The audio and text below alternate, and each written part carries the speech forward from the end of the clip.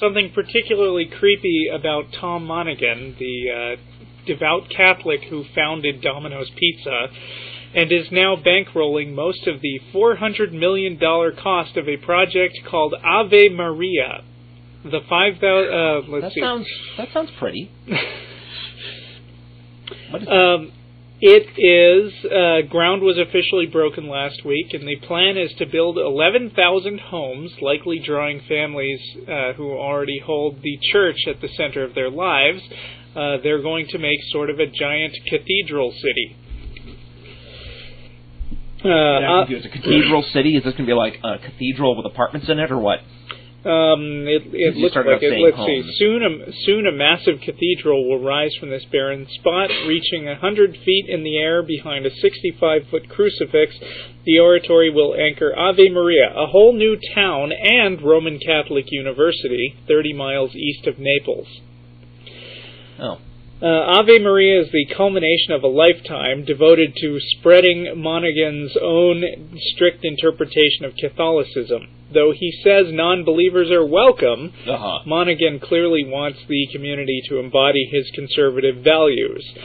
He controls all the commercial real estate in town, along with his developing partner, Baron Collier Koss, and is asking pharmacies not to carry contraceptives.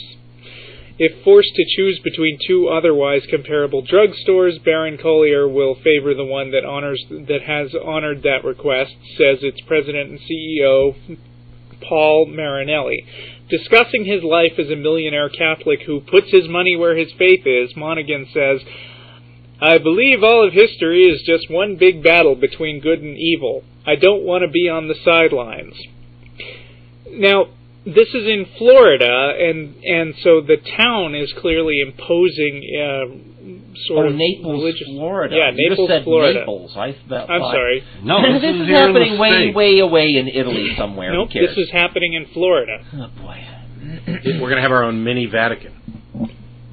I can't help it, though. Only with this pizza guy in it instead of the Pope. Yeah, and he talked about putting up that 65-foot crucifix, and every time somebody talks about, a huge crucifix and whatever, I'm always reminded of Bill Hicks' comment that, if Jesus ever does come back, do you think he ever wants to see another fucking crucifix? Yeah. It would be like honoring John F. Kennedy, I think he says, with a gun around your neck. The ACLU is worried about how he's playing the game. Oh, surprise. Yeah. It is completely naive to think that this first attempt to restrict access to contraception will be their last, says Executive Director Howard Simon, armed with a 1946 Supreme Court decision that ownership of a town does not always mean absolute dominion.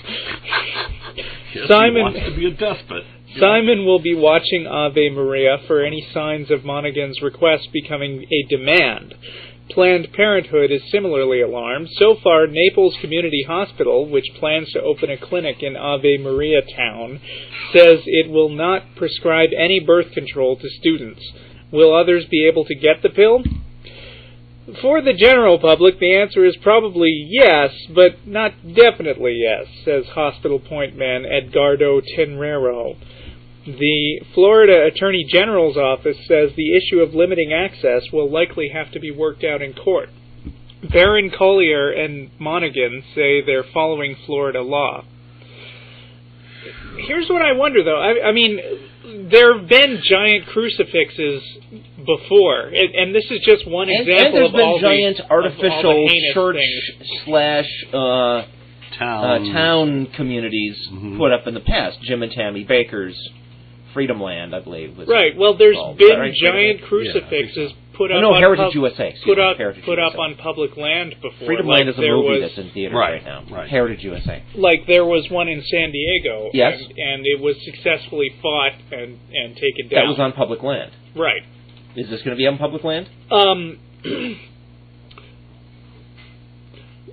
I guess technically the whole thing is private land. Yeah. Mm-hmm. Which means by moving into his place, you're agreeing to accepting him as your landlord and you're a landlord and savior.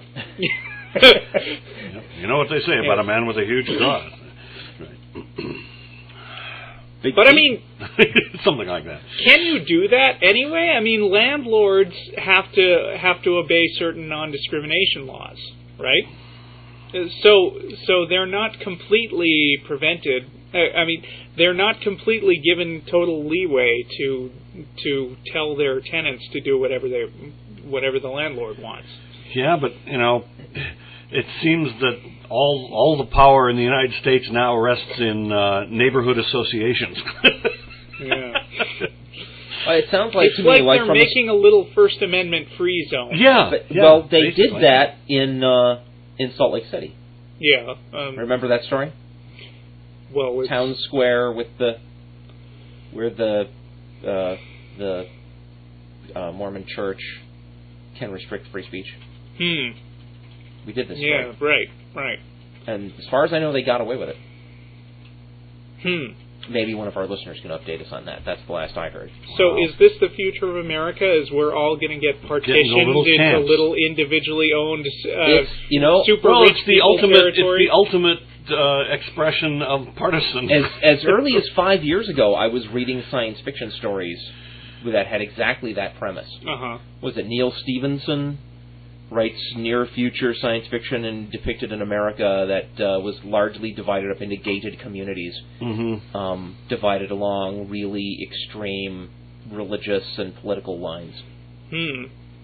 I think that's the one. So the way to get around the First Amendment is to basically turn everything into private land until there's basically no. Well, I don't know. In your story, privatize the United States.